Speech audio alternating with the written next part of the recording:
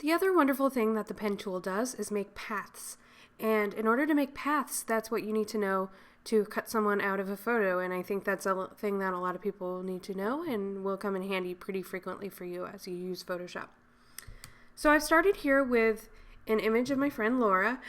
I just opened it up into Photoshop so you can see we just have a background of Laura's photo. So first of all, to start working with the pen tool, I'm going to cut Laura out of the photo. Now, what we need to do first, I like to do, is to make the area around Laura a little bit tighter so that my canvas is smaller and I'm really working just on Laura. So I like to use the crop tool and just crop. I'm clicking and dragging around Laura so that this area is just a little tighter and perfect. So I pressed enter and now I can really see Laura a little bit better. I can press Z to open the zoom tool, click on in, and really get a good look at Laura. And now I'm pressing space and clicking and dragging the hand around to move my canvas. Alright. What we need to do next is click points around Laura's body to just trace along Laura. Go all the way around her, and then we'll make that path, and then we'll delete the background and we'll mask it out. Again, I'm using masks rather than just deleting the background from Laura because I might want to go up and touch up later on. Okay? Alright, so let's start off by copying Laura here, dragging her down to new layer to copy Laura's layer. So I'm going to call this Laura copy. Okay. Next step is to bring up the pen tool. So let's press P or click the pen tool over in our toolbar. And then as you see from before, we have two options. We can do a shape or a path. And now we've done shape before. We don't want to actually make a shape around Laura. That would be bad. Let's just make a path. All right. So I like to really zoom on in when I'm tracing around people because it's really a detail-oriented thing that you're doing and you really need to be able to see what you're doing really well. So I'm going to press Z to bring up that zoom tool and I'm going to zoom on in.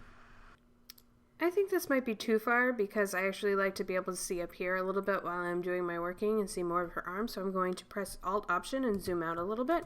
That's perfect. Now I need to grab my pen tool and just start doing it. Okay, I like to start in the bottom left-hand corner and then go clockwise around the person that I'm cutting out of the photo. But it's really up to you. If you'd rather start at any other point, that's absolutely fine. I will be starting down here, though, at the very bottom left. Okay, I need to bring up my pen tool first. So I'm going to go over to my pen tool in the toolbar or press P to go to the pen tool and select that. As you remember from before, the pen tool does shape and it does paths. We did shape last time and we don't really want to make shapes again. So let's go to path. And that's all we need to have for making this path around Laura to begin with, okay? And let's just start, all right? So I'm going to start again at this bottom left-hand corner. And there's a slight curve here. So I'm going to click onto the next part, the end of the curve, and then just make a very slight curve. And I kind of can't see because this is too small, so I'm just going to hope for the best, and if we need to edit this later, we can. Alright, so there's my curve. Now, this is not a curve, this is more of a straight line. So as we decided before, I need to click on this last point, hover over, wait until I see that slash, now press Alt Option, and then click on that point. Okay, so now I can make either my own curve, or I can make a straight line depending on the shape that I'm tracing over. Alright, so I just didn't want that Photoshop natural curve that it gives me. I want my own curve. So this is just slightly, ever so slightly curved. Alright, okay.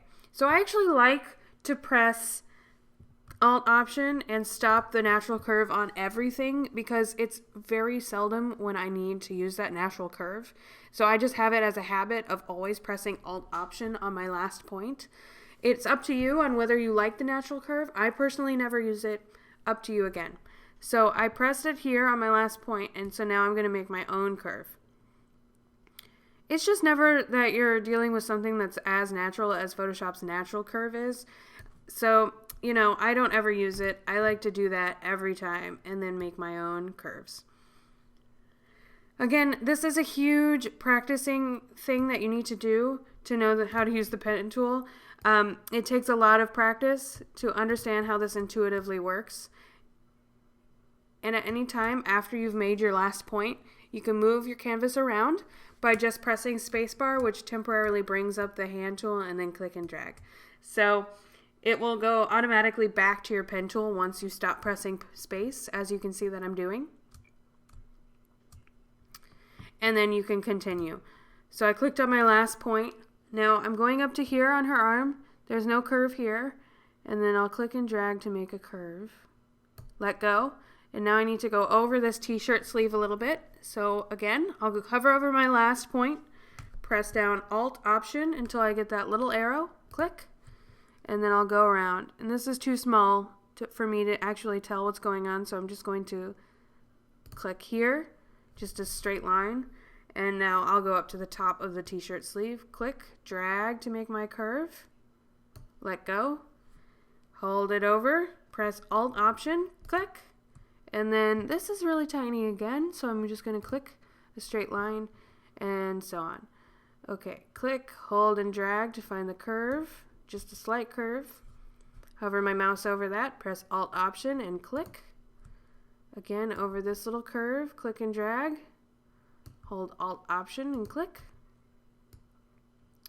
Now I can see that it's messed up there a little bit. I was a bit off right here, so I'm going to go through and edit that later. Okay, click. All right, I'm going to press spacebar to move the canvas around. Now, the trickiest part to deal with cutting someone out of a photo is absolutely the hair. I recommend going around the hair as much as you can. If you have flyaways, depending on the size of the flyaway, if it's a small hair, cut it out. Just don't pretend it exists. Laura's hair is pretty smooth. There's this area over here which I will not be going around. I'll just cut right through it and we'll just pretend that it was never there. There are a lot of advanced tricks you need to know with hair and dealing with hair, and I'll try to upload some tutorials for you later on. For now, let's just keep on trucking. Okay, I'm going to hold down Alt-Option and click. I'm just going to make this curve here by clicking and holding and dragging. Hold my mouse over, press Alt-Option, and then just keep on going around the hair. And this is so intricate and difficult. For me, even still, I have a hard time with this. And again, we can edit this later because we'll be using masks. So no big deal if you mess up along the way. It's absolutely fine. Do you guys think that you have a hang of the pen tool yet? Obviously, it's going to take some practice, but I hope that by now you get the fundamental challenges here of just holding your mouse over, pressing Alt-Option every time, and then just keep on clicking, holding and dragging to make more curves. It's really very challenging to learn, and I apologize if I'm going too quickly. Hopefully I'm not. But just watching me do this, I'm sure, is really helpful for a lot of you. Okay, so I am going to continue to trace around Laura, and I will be back once I've finished with that. Alright, I just made my final point down here in the lower right hand corner of Laura, so I need to reconnect the shape and finish the entire path. Alright, so to do that, I need to hold down Alt-Option on my final point, click, just to make sure that it doesn't give me a natural curve down here. That wouldn't be good. And then I just go, as I would with a shape, back to my original point until I see that circle, and click. And now we have a finished, finalized path around Laura. Alright, so I'm going to zoom out now. Go to the zoom tool, and then hold down Alt-Option and zoom on out, just so that I can see everything I've done. And now I can see all of these wonderful points, and make note of the progress that I've made. Good job, me, and good job, you guys. Alright, so we need to make that marching ants line that goes around Laura. And we do that by going over to our Paths window, which we haven't really dealt with yet. Click on Paths, and now we see this work path. And the path is these little points that we've made all around Laura, as you remember when we selected up here, either shape or path. Now we have our path right here. So in order to turn these path lines into marching ants, we go down in the Paths window and click on this dotted circle line down here. And just click on that, and now we have those marching ants. Quite simple. Alright, so whenever we have those marching ants, we go back over to Layers. We make sure that our Laura copy layer is selected, and then we just simply click on the mask icon. It's that easy. Alright, so I'm sure you're wondering what happened because it looks like nothing happened, and that's just because we have the copy of Laura on top of the background layer. That's the same thing. So let's just make a fill layer right in between the two, And in order to do that, I'm going to click on the background, go to our black and white cookie icon down here, click on it, and do a solid color. Let's just choose whatever color you'd like. I'm going to go with maybe like a light pink for now. Up to you which color you choose. Obviously, let's go back into the color picker.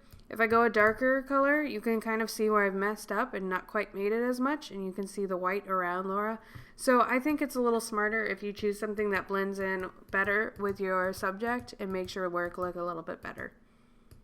But again, we can perfect this later on, so it's okay. You can choose a darker color if you'd like. I'm pretty happy with this color for now. I'll press OK and go back to Laura copy. Now I'm going to press Z to zoom and click on and zoom in, and I'm going to try to fix up some of these imperfections in my pen tool skills. Okay, so I'm noticing right here, for instance, needs some help. If I click and drag down, I never made it to this, so I need to do this as well. And I think I'll start off right here. And we might as well show you another way of using selections and making paths with Photoshop that's different from the pen tool. And that's using these lasso tools. So I can make the same kind of paths that I made with the pen tool using lassos. But we're not actually editing Laura's photo anymore. We're actually using this mask. So I need to make sure that the mask is selected rather than Laura's beautiful face. Okay, so my mask is selected, and I'll go over to these tools over here. We have a few that we can use. The lasso tool, the polygonal lasso tool, and the magnetic lasso tool. Since I have a pretty high contrasty area of white and dark, I can actually use this magnetic lasso tool to my advantage this time. So I'm going to click on that, and you're about to see something magical happen. So I click on my top point, and watch. I'm not clicking or holding anything. I'm literally just tracing, moving my mouse down Laura's arm here, and it's making those points for me. It's so easy and fast. I'm noticing that it's not really latching on into anything down here, so if it doesn't, oh, there it goes. If it doesn't latch on to anything, you can just click, and it will make a point for you. Okay, so I'm tracing and tracing and tracing around this area. Here, it's not really making a point, so I'm going to click, and there, I made my own point for me, and I'm just tracing and tracing and tracing. Okay, so I've made it back to the beginning, have that little circle there, and now I just click, and I have my marching ants ready to go. Okay, so now I'm sure you're wondering, how do we get rid of this Laura bit here and show the pink behind it? And since we have our mask selected, I just need to bring up my paintbrush by pressing B for boy, or just clicking the brush tool. And it's pretty big, so if you remember, we can change the size of our brush by going up here into our tool options and sizing it down quite a bit. Oh, I'm sorry, that was hardness. Hardness makes it harder or softer around the edge, but I want to size it down. Okay, so now it's quite a bit smaller. All right, I can get out of there. Now I want to make sure that black is selected because I'm erasing Laura's background, but not really. I'm not really erasing it. I'm just erasing it in the mask. So in order to make something not appear on our mask, I paint it with black. If I wanted to make it appear, I would paint it white. Okay, so I have my black selected, my brush is up, and now I'm just going to paint over that area, and now that area of Laura is gone, and we can see our pink background behind it. Beautiful. Okay, so we still have our marching ants though, and I want to get rid of those. And in order to do that, I just do Command D, and now our marching ants are gone. So I'll press Z, hold down Alt Option to zoom out, hold down my hand to move around my canvas so I can really see what I just did there, and I think it looks quite nice. Same goes for if I was editing out some of these areas over here. Zoom on in. I could just free form use the brush if I wanted to, since these shapes are a little abstract. So if I go and make sure my mask is selected, grab my brush over here, size the brush down considerably, even more, maybe just a pixel or two. Let's go 2 pixels. Now that I have my black color selected down here, I could just kind of free paint, and that's erasing Laura's hair and showing the pink ground behind it. That pink background is really showing through now. So I can kind of go through some of these areas and free brush around here and get really meticulous, which is really a very important part about using and understanding the pen tool. So I'm noticing some areas around the edge that I didn't quite get, which is fine and dandy. Now, if you want something to just subtly show through, but not quite all the way, you can always move down your opacity on your brush to where it's a little bit transparent, and that way you have a little bit more freedom with what you're doing. Okay, so I'm going to click Z to zoom, press Alt-Option to zoom out, and then zoom out and take a look at what I did. And you'll notice, these areas are pretty harsh around Laura in the background. It's quite a high contrast between the sharp line of Laura's hair and the background. And there's something we can do about this.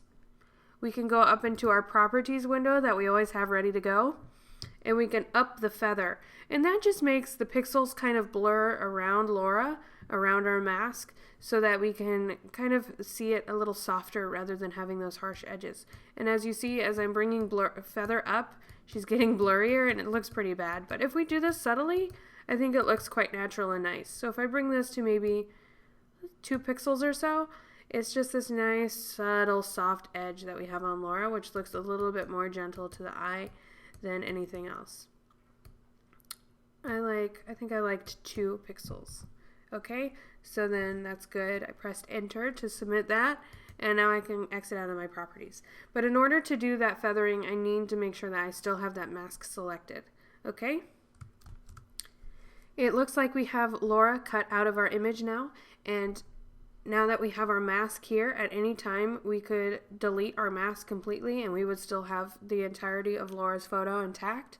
Or if you want to add more of the background in, you could simply just make sure your mask is selected, bring up your white color here, and then use your B brush, size it up a little bit more, and we could literally bring the background back by painting over here. And this is so faint because I have my opacity down to 33%. But if I bump it up, I can really just paint through my whole background and bring Laura's photo back. See how the background is showing up again? It's really that easy. Everything is quite nice in that regard with using masks. Alright, let's move on to typography. Fun part.